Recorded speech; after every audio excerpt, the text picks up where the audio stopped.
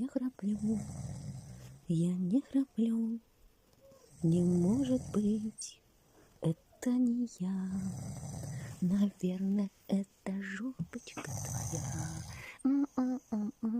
Отсюда звук? Нет, не из попочки.